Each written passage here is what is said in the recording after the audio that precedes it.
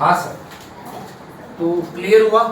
हम लोग गॉर्डन के फॉर्मूले को कैसे लिखेंगे? D1 upon KE minus G। Done student? KE minus G, D1 upon KE। D1 अगर क्वेश्चन में नहीं दिया है तो आपको लास्ट ईयर का डिविडेंड दिया है, तो D0 या DO जो बोलो उसको इनटू किससे करेंगे? 1 प्लस G नहीं दिया है तो B into R। What is B? Retention. करें सर, क्वेश्चन स्टार्ट करें। तो मैं क्या करूंगा, क्वेश्चन को पहले लिखूंगा सर, क्योंकि आपको चीजें बतानी पड़ेंगी ना एक एक चीज। तो क्वेश्चन है हमारा, हमारे बुक में का क्वेश्चन है सर, वो क्वेश्चन है हमारा question number 6, Gordon's model. We are doing Gordon's model right now.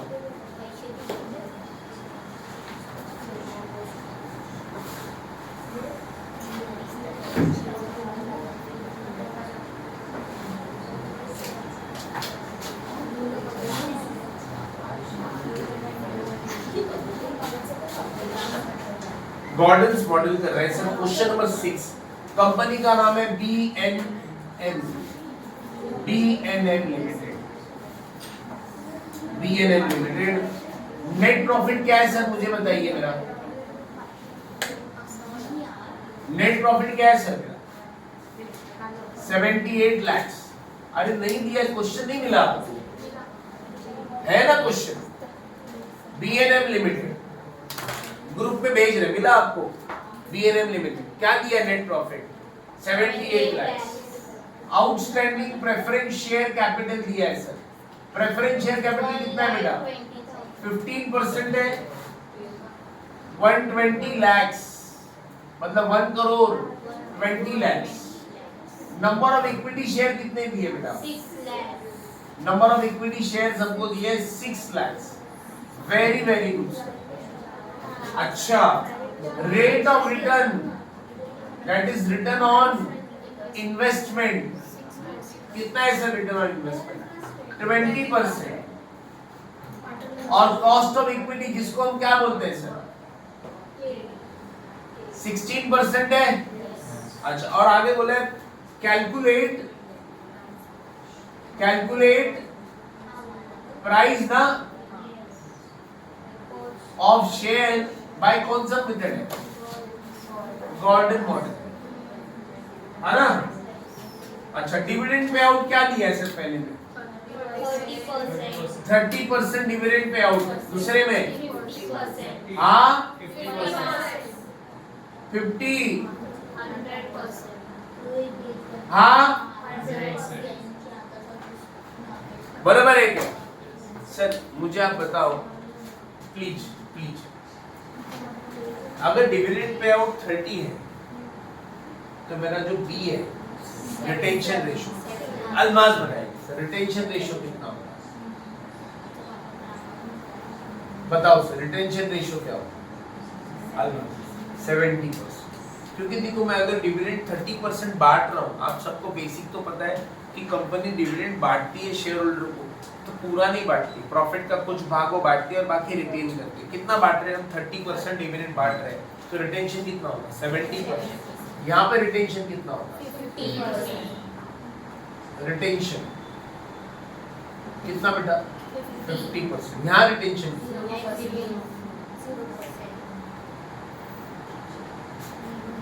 0%। समझ में आया? अब मुझे क्या करना है, मैं वॉल्टर मॉडल 3 बार निकालना है, 3 बार निकालना है। एक बार डिविडेंड 30% लेके, एक बार डिविडेंड 50% लेके, और एक बार डिविडेंड। समझ में आया? चलो फॉर्मूला बोलना सर, मुझे क्या क्या चाहिए फॉर्मूले में, बताओ मुझे क्या क्या चाहिए। P0 is equal to what? D1 है ना? KE minus G। Sir G तो है नहीं, G नहीं लिखेंगे, कौन सा फॉर्मूला यूज होगा? PR। अच्छा सर, डिविडेंड भी तो नहीं है सर, अरे तो ये वाला फॉर्मूला नहीं लगेगा, फिर यहाँ पे फॉर्मूला लगेगा EPS वाला इनटू 1 माइनस E वाला फॉर्मूला लगेगा। अरे समझा क्या? क्यों सर मैंने E वाला क्यों लगा? अर्निंग पर शेयर तो मिल जाएगा ना अपने को, अर्निंग पर शेयर मिल जाएगा। 1 माइनस B क्या? Retention ratio. G नहीं ना तो B इंटू R। अरे समझ में आया सर? मैंने डिविडेंड क्यों नहीं लिखा डायरेक्ट, मुझे बताओ। नहीं है ना डिविडेंड। चलो अगर आप लिख भी लेते हो तो आपको सबसे पहले क्या करना, चलो मैं D1 यहाँ पे लिख देता हूँ, तो डिविडेंड तो मिल ही जाएगा 30% निकाल लिया। चलो जाने दो, मैं जो ज्यादा कंफ्यूजन नहीं करता हूँ, मैं ये सेकंड वाला फॉर्मूला लिखूंगा। B into R नहीं है तो क्या मिलेगा, B into R नहीं है तो G मिल जाएगा, है ना। B सॉरी G नहीं है तो B into R। अब बताओ सर, सबसे पहले मुझे हमेशा क्वेश्चन में क्या निकालना पड़ता है, EPS, that is my E निकालना पड़ेगा ना सर। EPS कैसे निकालेंगे बेटा EPS बताओ। टोटल प्रॉफिट कितना है बेटा, टोटल प्रॉफिट 78 लाख माइनस, एक मिनट सुनो, इसमें से प्रेफरेंस शेयर दिया है ना, तो प्रेफरेंस शेयर का डिविडेंड माइनस करना है आपको। अभी तक प्रेफरेंस शेयर नहीं था किसी भी क्वेश्चन में, तो बेटा कभी भी याद रखो, प्रेफरेंस शेयर भी दिया रहेगा तो प्रेफरेंस शेयर का डिविडेंड भी माइनस करना है। किस में से, प्रॉफिट में से। तो बताओ सर प्रॉफिट कितना है मेरे पास, सॉरी डिविडेंड कितना है, 1 करोड़ 20 लाख, उसका 15% निकालो ना। 1 करोड़ 20 लाख का 15% 18 लाख। तो याद रखो ईपीएस निकालते वक्त आपको क्या करना है, ईपीएस निकालते वक्त क्या करना है आपको, total profit upon number of equity, इतना ही फॉर्मूला। लेकिन जब भी प्रेफरेंस शेयर भी दिया रहेगा तो प्रेफरेंस शेयर का डिविडेंड माइनस करना है। ये 18 लाख कहां से है समझा क्या, मैं आपको बता दूं सर, इसका डिविडेंड भी हमको निकालना है। कितना आएगा सर डिविडेंड, 1 करोड़ 20 लाख का 15%, कितना आया सर 18 लाख है, समझा कोई दोस्तों। फिर डिवाइड बाय इक्विटी शेयर करना है, कितना इक्विटी 6 लाख। बताओ सर कितना, ईपीएस मेरा कितना है 10 आया। अच्छा अरे समझ में आया क्या, मुझे बताओ मेरा डिविडेंड कितना है, डिविडेंड का फार्मूला क्या है बताओ sir. EPS into what, dividend pay out. मैं भी 30% को लेकर कर रहा हूँ बेटा, 30% को लेकर, बराबर है कि मेरा डिविडेंड कितना है।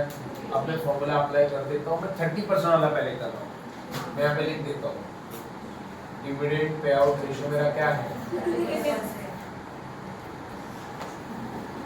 30। समझा क्या, अब फॉर्मूला ले, फॉर्मूला बोलो सर, फॉर्मूला बोलो P0 is equal to what, dividend कितना है 3 आया, KE कितना है, KE क्या है यहाँ पे लिख देते, KE क्या है 0.16। अच्छा R क्या है 0.20, और B क्या है मेरा, B रिटेंशन रेशियो क्या है बेटा 0.7। बराबर ना, ये पहला वाला कर रहे हैं ना बेटा आप लोग। तो फॉर्मूला बोलो सर क्या हुआ, डिविडेंड KE क्या है 0.16 minus B into R, what is your B 0.70 into R 0.20, कितना आएगा सर 0.16। ये कितना आ रहा है 0.5, ये 1